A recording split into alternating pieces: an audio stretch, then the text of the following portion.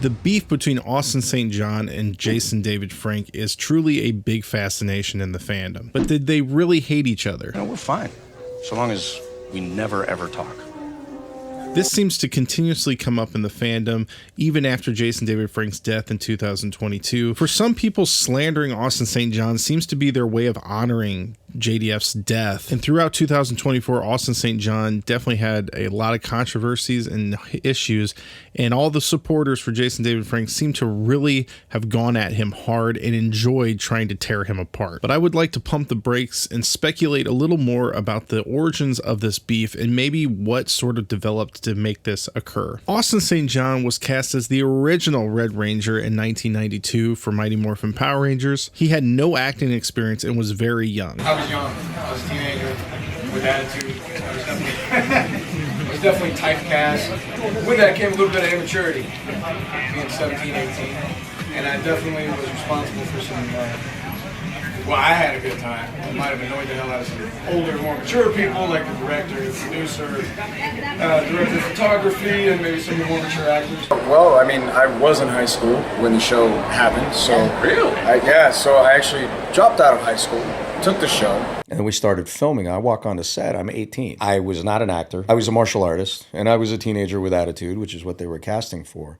So when I walked on the set, the only thing I knew was martial arts. Austin was literally a teenager, a martial artist surrounded by actors, admitting that Walter had to show him literally where to stand and how to face the camera during scenes. If you've ever been in a situation where you're the outcast, it's really easy to overcompensate and try to prove that you're good at something else so that you don't look so stupid or bad to the people around you. Being next to Amy Jo Johnson had to be very intimidating, considering she studied at 2 different schools for acting before being on Power Rangers. And I'm sure it was very difficult for Amy as well. I mean, think about it. She has gone through college studying acting.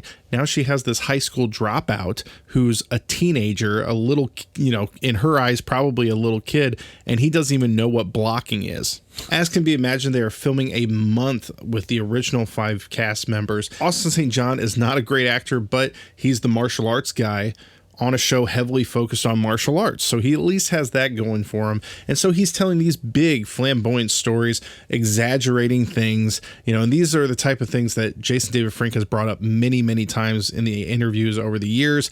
But for Austin St. John, this is where he's comfortable. This is where his confidence is, and they don't know the difference. So he can kind of be a little outlandish with his stories. And it works because everybody has their role. You have the Valley Girl, you have the nerd, the dancer, the female martial artist, and the male martial artist. Then we bring in the newest actor who fills the role that we all were hoping we would get, which was the male martial artist. It's not the same. It is the same. So now there's 2 of them. In testosterone levels alone, who's the better martial artist, I'm sure was a discussion all the time, and probably from cast members and crew members. Who's better? Who knows more? JDF was new to acting, but he had done modeling in the 80s a little bit when he was 12 years old for this company called Olive Pit Productions. So Jason David Frank maybe had a little more confidence being in front of a camera than Austin St. John did. If that is true, it would have probably made Austin St. John feel even more vulnerable than he was before. And on the flip side, Jason David Frank probably felt a little bit out of place at first, being on set with a group of people who already had been together for a month. And now he's probably a bit intimidated and trying to fit in and figure out how things go. I know there's been stories about him trying to learn how to do theatrical martial arts versus just his normal martial arts.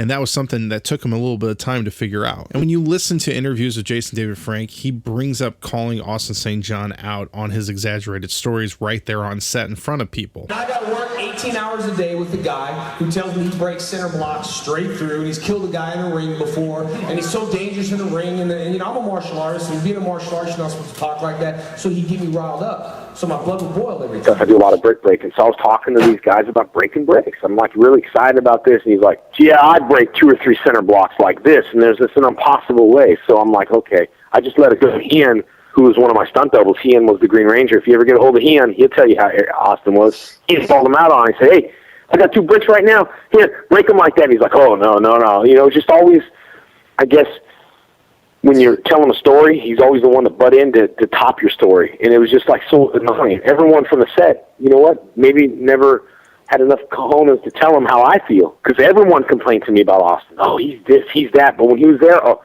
no one said nothing. A lot of people in the fandom, I think, immediately jumped to, well, Austin St. John deserved it. He wasn't telling the truth, so screw him. Like, good for him for calling him out. But the details of the story, for me personally, they do hit a little differently. When I was in high school, around the same age as these guys were, there was a close friend of mine, and one day, our senior year, a switch just flipped on him for some reason. Every single time I talked at lunch or we were all out doing something, he would bring up any grammar mistake I made. He would say, oh, you misused that word, or you mispronounced this word, or you didn't do this right, or you didn't say this right. Everything I said, he tried to make me look like an idiot in front of people. Didn't understand what it was coming from. I even confronted him about it privately and said, you know, did I say something to upset you? Did I offend you? And he just denied. No, I'm not doing anything. I'm not saying anything bad about you. What are you talking about? Even though I had everybody in this friend group saying like, oh man, he was saying the meanest stuff about you the other day. That experience was horrific. So when I hear interviews of Jason David Frakes saying like, yeah, I called him out, and everybody's like cheering that, yeah, good for you for pointing out all the things he said that weren't true, I don't applaud it, because I know what it's like to have someone like really coming after you, especially when it's someone who came onto the show late and now is embarrassing you in front of everybody. But the general environment they were in didn't help the chemistry either. This was new. I mean, they did not have other seasons of Power Rangers to watch and know what was going on. So, you know, JDF would bring up stuff like, oh, Austin St. John would get upset when Tommy would say, it's morphin' time. He'd go, that's my line. Like, he's not allowed to say that. He's probably scared of being replaced, thinking, well, they're going to just kick me off the show and replace him and make him the Red Ranger. What's going on? He doesn't know that the Sixth Ranger thing is going to like continue through the years. So even if it seems petty to some people, I think you got to at least try to understand where his head was at. And there's lots of comments over the years about they should have been grateful for what they had. But when you think about it, most shows are doing 20 to 24 episodes in a year. Even the show Tattooed Teenage Alien Fighters from Beverly Hills, that whole thing, they did 40 in a season. But season 1 of Mighty Morphin Power Rangers did 60 episodes. That is insane. Plus doing countless PSAs and commercials. With the Power Rangers. A lot of times they're making up their own choreography for fight scenes. They did their own stunts. Amy Jo Johnson has even said that she didn't really feel very comfortable. They were in a safe environment when they had to do a lot of their own stunts. And then to add on to it that there was merchandise being sold with their faces on it that they were receiving nothing for. Fast forward to the contract negotiations. This is famously when Austin, Walter, and Twee left the show. This is a very complicated subject. They have their very strong opinion, even though they don't really seem to understand what was really going on, because it really is a he said, she said situation. We really can't prove a lot of this stuff, but Austin and Walter state that all 6 of them were going to, you know, make a stand together. Jason David Frank and others claim that they were never going to do that. And all I can say is that it's quite possible that they thought they were with them on this, and the whole time they were like, we're not going to do this, but they just nodded their heads like, okay, whatever, man. And then when it came time, they're like, yeah, we didn't want to do it. When it comes down to it, I think that Austin St. John and Walter both felt very betrayed. I don't think that is outlandish to say. I don't think that makes them bad people or the people who stayed bad people, but you know, that disdain, I think, added a lot of fuel to the fire. Now envision this though. Jason David Frank came out victorious. Jason David Frank was the leader and the new face of Power Rangers. He was in a big blockbuster movie. In the end, the second male martial artist won. The show was his now. And it proved that everybody was replaceable in Saban's eyes. Austin St. John and Walter have stated that they wish they had stayed on to do the movie. Some people stated that if they had done the movie, you know, they could have fought for a better pay after that. They should have established themselves. That to me is a little bit of a misled thought, because Steve Cardenas, going into Turbo, came in and said, hey, listen, we've done all these things. We've done this movie. We've done all of this. It's time for you to pay everybody equally. And what he meant by that is that everybody should get paid the same as JDF, at least for this last season. They fired him anyway, even though he established himself like everybody said the others should have done. So now even Kimberly leaves the show. Billy gets pushed aside not to be a Ranger anymore. Tommy has his own team. This is his team now. All his. He's the new Red Ranger. But the catch is that the show isn't doing very well. The ratings are going down. So what's Jason David Frank's worst nightmare, that replaceable actor, Austin St. John, well, he gets asked to come back as the Sixth Ranger. And now he's going to have to sit there and listen to this lying piece of trash on the lot, talking in between takes and telling stupid stories. In fact, why did they even have to make him the Gold Ranger? I was like, you don't want to work on that series. But something is actually quite different about him this time around. Let's talk about it behind his back. Behind his back, so he can't hear, even though he can. I just loved him. I had, a slight little crush on him. Well, I think we all had a little crush on him. I had a little crush on him. Very handsome. He didn't know that, but now he does. So nice, so sweet, so down to earth, still is down to earth. And a gentleman. Yeah. He's a true gentleman. Yeah. Some of our cast members not so much did some things in front of us that we might not want to see, like farting and things. Austin never did stuff like that. They just felt very comfortable with like brothers. Yeah. But Austin was always very chivalrous, I would say. No farting in front of us or anything. Austin seems to have matured, and the whole cast is starting to meet him for the first time who didn't work with him before, and they seem to be liking him quite a lot. I only ever hear JDF's stories about Austin being with David and Amy and the original people who were on the show. So I have zero idea, what was really going on at this time. Could JDF have been a little jealous of this more mature Austin St. John? I have no idea, but I don't think their beef was just gone at this point. At this point, JDF is burnt out. I mean, you can tell in the episodes he's gone a lot in them, or episodes like King for a Day 1 and 2, and Tommy's basically in a suit the whole time and he's just doing voiceovers. They kind of did the same thing in Dino Thunder when he was stuck in the suit and then became invisible. But a lot of these episodes actually just kind of throw Austin St. John in as the leader, for those episodes. Turbo starts, Austin St. John is done. They had a clear-cut deal with Saban, just some episodes, the movie appearance, a set amount of money. Thank you. Goodbyes are always so sad. Saban gives JDF a push to do a few more episodes in Turbo, and you can tell again at this point that he really is done. He doesn't want to do this anymore. I talk about that in my video about my Turbo review. There's a lot of details in that I think you kind of will see. But now the two have departed. JDF returns to his life as a karate school, guy. And who would imagine that after all these years that we'd still be talking about Power Rangers, and Comic-Cons are becoming bigger and bigger over the years. Actors can't believe anyone wants to meet them in person, and JDF starts getting asked to attend some of these. At this time, Jason David Frank is starting his MMA career. He is ready to fight anyone, but he gets an idea in his head. Power Rangers apparently still has a fandom, and I want to fight. Who would I like to fight or beat the crap out of? That arrogant Austin St. John, who was a lying piece of trash and hoodwinked the Zeocast to think that he was a great guy. JDF puts out an invitation saying, Austin St. John, let's have a fight. Let's do it. We can speculate, was this a revenge thing? Was he just wanting to do this for the fans really? Or was he wanting to put Austin St. John in his place? Austin St. John doesn't respond, and JDF starts to publicly call him out on panels and in interviews. Mixed martial arts. So it has nothing to do with me challenging him. If you're doing mixed martial arts, then step up to the plate, because I feel that we both have everything. He's a Ranger, I'm a Ranger. Win or lose, it don't matter. I'm going to win. But the point is, I'm just saying that we don't have to worry about nothing. We can make some money. It's good for the fans. And if he really is a mixed martial arts guy, then just do it. I mean, quit running around. He just needs to do it because it's out on YouTube. And he had a big ego, and he's going to see this now. And I don't know how he's going to live with himself forever until he just steps into the ring and just takes the fight. Does the challenge still stand for you to Austin St. John? Yeah, man. Where is it? Let's get this stuff going. If anybody knows Austin St. John, he's a liar. He's a compulsive liar. He lies about everything. And I don't care what he lies about. Just don't lie about my livelihood. I'm a martial artist. I've been in martial arts my whole entire life since I was 4. So when you start lying about martial arts, I take it personal. I take that personal. Martial art people are not supposed to be cocky and arrogant. And, hey, I could beat this person out. It don't matter. I'm going to win. But the point is...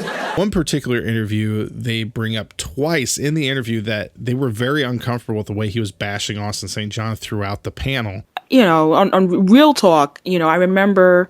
I forgot what panel it was. I think when you first mentioned the Austin thing. And a lot of people were taken aback because you were saying, all the stuff that you're telling me now, you were saying so much stuff about Austin... And they were like, oh wow, that sounds kind of mean. That sounds kind of I know people, I know, and you don't hear the other side of it. Mm-hmm.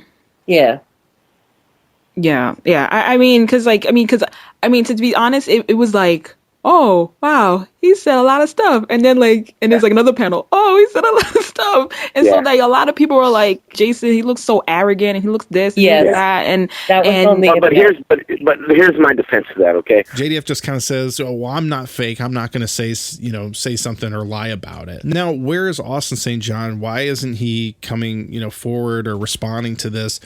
Even during this interview, JDF refers to Austin having this military contract. So Austin is out saving lives, serving his country, and Jason David Frank is saying this. If he was a fighter, he'd be in shape. He's so out of shape right now, and that's just, I refuse to be like that. I don't know the exact dates of when Austin was overseas being an EMT and saving lives, but I know he turned down the legendary battle in 2012 because he would have been breaking contract if he had to go film that.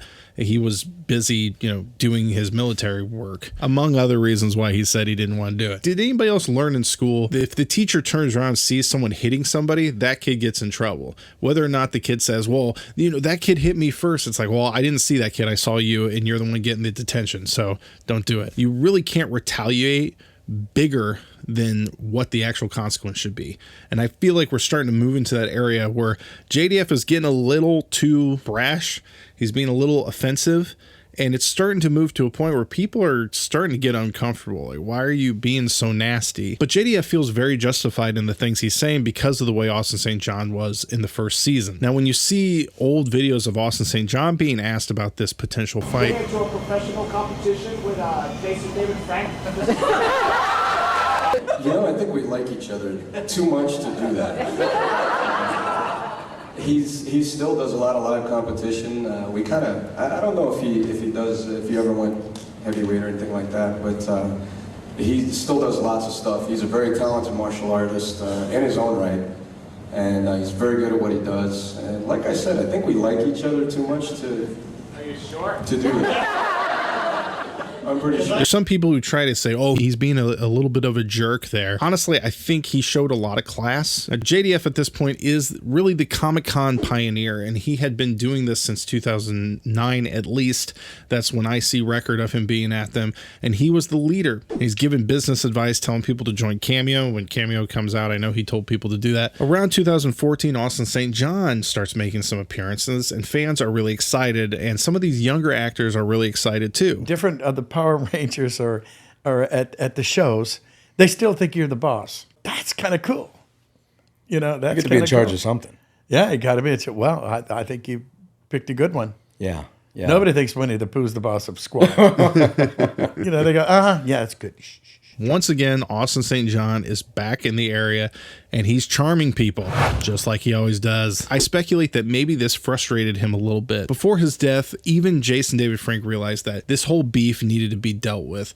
In 2017, there was a man cosplaying as the Punisher who wanted to kill JDF, and luckily the cops got to him. No one got hurt. I thought for sure there was an interview where he said something along the lines of this person was talking about his beef with Austin St. John, the guy who was dressed up as the Punisher. I can't find it, but even if I just make that up, you can definitely see a conscious decision of him trying to sort of back off of this beef. We'll find out more about the case. I just think that it's definitely a different thing. And when I find out and they find out, it's keep Power Rangers happy is all I can say. We're all friends. Yep. There's no beef with nobody.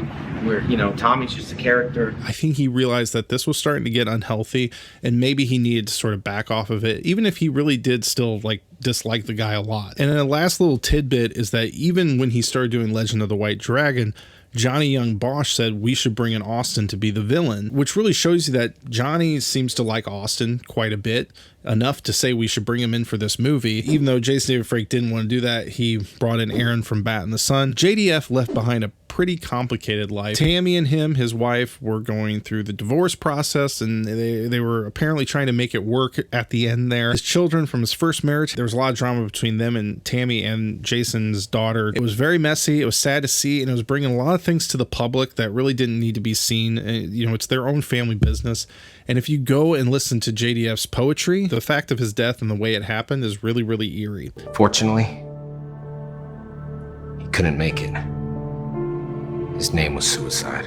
Jason also left behind his project Legend of the White Dragon unfinished. JDF was not perfect, but he inspired countless people, legendary superhero on international television. People all around the world were inspired by him. Martial arts students that he taught himself, communities that benefited from the schools that he started, not being afraid to talk about his faith with God, talking about mental health. Even during COVID, he did the Power Ranger Protection Program to try to benefit comic book stores all around the country, encouraging people to believe in themselves. JDF was not an evil villain. And when he passed away, Austin St. John came out with a video about it. Hey, everybody.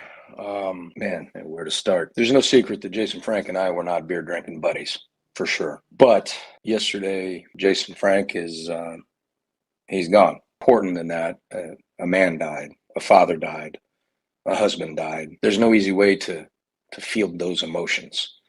I lost my father in January, so I have some semblance of understanding for what his family must be going through right now. I'm not going to go on and on. I just, I hope he rests in peace, and my prayers and my thoughts go out to his family. Once a Ranger, always a Ranger, brother. Once a Ranger, always a Ranger. Much love. Now, he wasn't sugarcoating it. He was completely honest, but he was respectful. And over time, fans would see him taking a picture with Tammy Frank. You met Austin St. John. Yeah. What was that like? Hey, I love Austin. It's funny though, because my dad and him, so I'm like my daddy's girl, you know what I'm saying? So whatever he wants, you know what I'm saying? I mean, obviously, right? So my mom actually went up to him first, and I was like, no. I was like turning my back, like, I'm not gonna go. And then my mom's like, dude, drop the ego. I'm like, okay, whatever. So I went over to talk to him, and it was healing, dude. He's actually pretty cool. So yeah, he's really nice. I don't know what was going on, but now it's resolved. Austin really didn't take this opportunity to get the last word or say something super horrible about him. I know there's one interview out there, they're asking him about the whole leaving the show thing, and he does refer to him as the Franken-douche for a split second. I have never heard him say anything like that again. Maybe he has, but honestly, I think he tries to keep that very much to himself, and he tries to be very respectful. And I wish that the beef was just over. The people keeping the beef going are not his family. It's actually Jason David Frank's former assistant. When it comes to Frances, JDF's assistant, don't think she views it as being dishonest or misleading. She has shared stories about him and worded things in a way that make Austin St. John look really bad and other actors. But I see comments in these videos of her and Henry Resilient. People are getting really fired up, and they're getting really rude and nasty about Austin St. John and other actors. And there's a very one-sided nature to these stories. Around 2014, 2015, according to Frances, there was a time, this was when ASJ first came back on scene, and Jason approached all the Rangers and said, let's do a free event. Let's make it amazing. Let's make it big. It would be amazing if we do a free event, right? Mm-hmm. Obviously, Tui is gone. So who else would it be? Karen Ashley? Exactly. Okay. So I understand that a lot of people were upset with him because he said he wanted a free event. And that word free is very, very exciting to people. It sounds very generous. It sounds very altruistic. He's looking out for the fans. Look, guys, what an amazing thing he's doing. He's putting on a free event. Let's remember that actors have expenses, transportation to get there, hotel rooms, food. Some of them have to deal with childcare, figuring out schedules with their spouses. So to say, oh, they're so greedy for expecting to get paid for their time, it's very misleading, especially to people who really don't understand the situation. At this time, 2014, 2015, Jason David Frank has already been doing conventions for, half a decade. He's making some money off of it, and people like Austin St. John just started. All I'm trying to say is they're not in the same position. To say, hey, he should just do this because he said to do it is really not as simple as people think it is. Don't forget that Austin has been listening to Jason David Frank talk trash about him at least since 2012. I'll be honest with you, I just don't like people who are full of BS, and Austin's nothing but full of BS. All you need is fake people. And that's why I'm saying Austin's fake. So, I guess I would too. If I was him, I would hate myself too. Why would he even listen to Jason David Frank at this point? Easy to say. He should understand the payoff and the business aspect of it. He doesn't have to, and he doesn't have to listen to Jason David Frank. Now, here's the part of the story I really think they leave out on purpose. Again, free event, but what was Jason David Frank doing at this time? To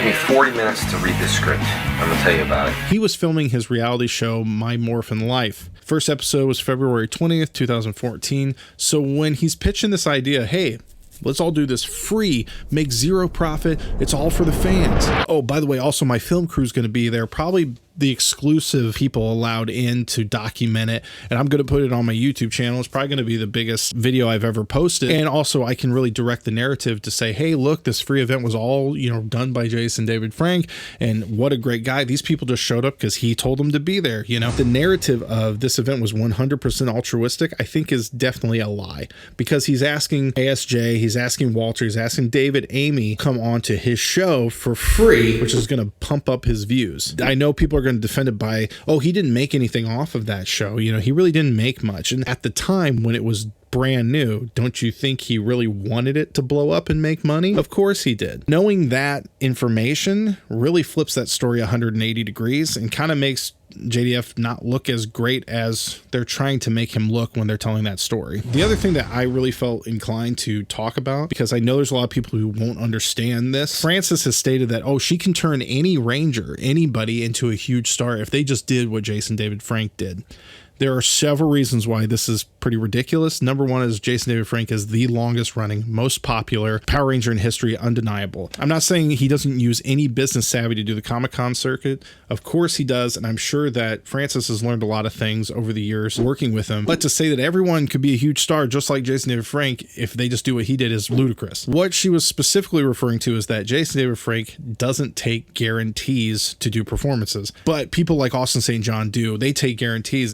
How you doing? Tyrannosaurus. For someone who doesn't know, a guarantee is exactly what it sounds like. They want a specific amount of money to come to any event. And this can be done in a number of ways. They want a specific dollar amount just to walk in the door, and then they'll take whatever profit they sell. Or they might have an agreement like, I want this much, so I'll make sales, and if I only get to here, you got to pay for the rest. Once again, this is worded as if, oh, Austin St. John is so evil. How could he ever want a guarantee? It's just bad business. It's greedy. It's bad. But it's actually super, super common. And I've worked in a concert venue, and we've done other events besides concerts, and I helped book events and dealing with these types of deals every day at that time. The guarantee is there not just for the actors, but it's for the promoter. It's to hold them accountable for organizing the event and advertising it. Let's say someone goes, I want to put on a Comic-Con and I can get these 50 actors and none of them are asking for a guarantee. Awesome. I won't promote a freaking thing because I'll just let their social media do it. Well, they're out in the middle of nowhere. No one knows the event's going on. No one shows up. Well, the promoter doesn't worry because, hey, I'm not losing a single dime.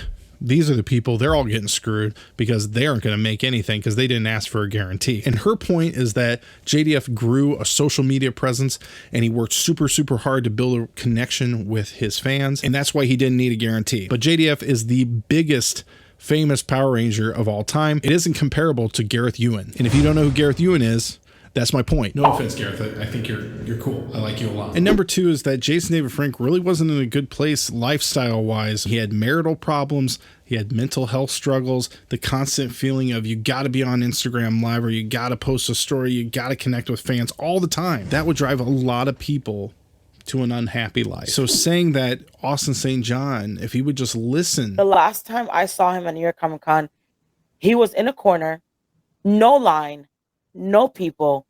No people didn't even think he was a celebrity. They would just walk by. I walked by, I didn't even know him. And let me tell you something. I would take him and turn him 100% around. But why? Because I would use the knowledge that Jason taught me, right? But he doesn't deserve that, so I would never do that. But he'd be more successful, or meaning what? Like he would make more money? People have the wrong impression about success. Success is not measured on the amount of money you have. Success is not measured on how much money you have in their pocket. Success is measured on, are you happy in life? Are you happy at your job? Are you happy in your relationship? Are you happy with who you are? Because if you're not, you need to change it. No one else. In 2024, ASJ really took some heat. And this is where the hashtag Team JDF group really went all out. Day after day, live streams, talking about how horrible of a person Austin St. John was, digging up any dirt they can from people that worked with him or friends of his. Is putting a Hitler quote on a shirt a good idea? You think Hitler made some valid points? Of course not. It's a terrible idea. He's got the backlash. He's not making the shirts. If you actually watched the whole podcast episode instead of just the 5 minutes at the end, you would see that Austin St. John's a bit of a history buff. I'm a bit of a history buff. And honestly, this idea about all these different leaders would make a really great book. Like, talk about, oh, this guy said this and he was a horrible person, but like, you know, what can we learn from that? There are things in history to learn from. Get after me, Colin.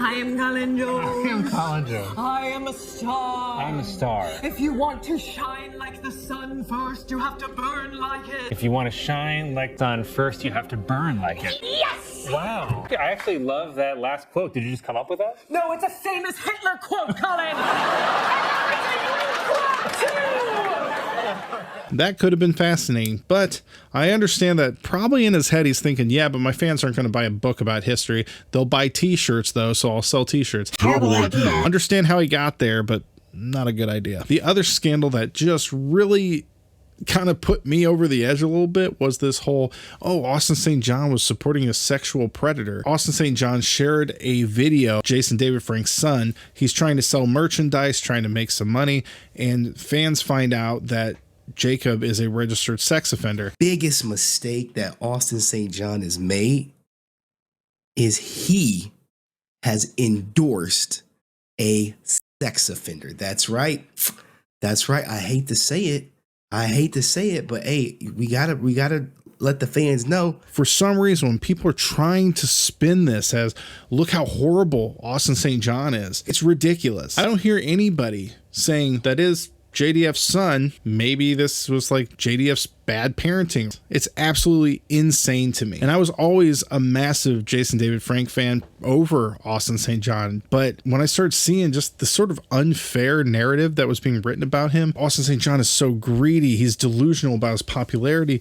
And no one says those things about Walter or Twee. No one says, oh, you know, Steve Cardenas was ludicrous. He had no idea what he was doing when he was trying to get equal pay for everybody on the cast. They always say stuff like, oh, Austin was trying to be a hero. He's delusional. He didn't know his own popularity. He was a moron. Would you ever for a second dare say Twee was delusional? She was an idiot. She didn't know what she was doing. She was too oblivious about how her popularity. No one would ever say that about Twee, because people love Twee and they respect her. But for some reason, for the same actions, you will call Austin St. John horrible things. And honestly, it's because of them being so hateful towards Austin St. John that I started to look more into him and started realizing that there's a lot of things about these stories that don't really add up. They'll say things like, ooh, daddy got him that military contract. But did Austin's daddy go around saving people's lives as an EMT? Now, you aware he never served, right? No, he was actually at my camp when I was there.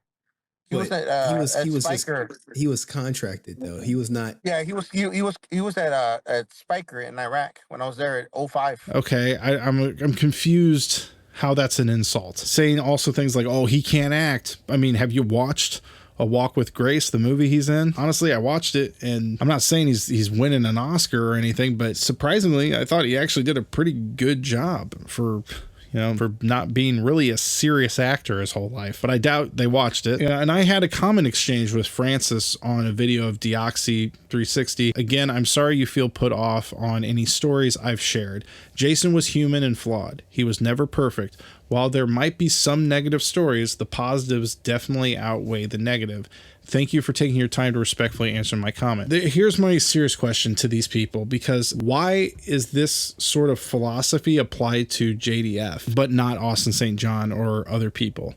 Why is it okay to say, well, he was flawed, but you know what? He tried his best and that's all we can do. You know, he's a good guy. Why can't we say that about Austin St. John? I mean, there's a lot of evidence of him being a pretty decent person and people really liking him. And I'll say, I've talked to someone who worked on the show. He asked me, you know, what I thought about Austin St. John, and I told him very young and made a lot of mistakes, said a lot of things he probably shouldn't, but I think he matured. And when he came back to the show, I think that he showed that he matured quite a bit. And over the years, he's shown a lot of class. And he told me that on Beast Morphers, he was one of the kindest people. He was nice to everybody on set. He had no ego. He was super kind and talked to, you know, the young actors. He talked to everybody. He was just such a joy to be on set. So it really leads me to want to ask this question. I want you to answer it honestly. Jason would tell people, himself, he would say, I'm flawed. But even after his death, JDF has a message that we all should take to heart. With the film, one of the narratives is misplaced hate, and how that can burn inside of you and turn into something ugly. And then when you fully understand something, you realize that we're not all that different. That's one of the themes that plays in this. So I'm not asking you to be team ASJ, but I'm asking you to just stop tearing him down, because it's not honoring Jason David Frank in any way. And I don't think his family, I don't think Jenna or Tammy think that that's like a positive thing. I think someone needed to say it. So yeah, have a good one.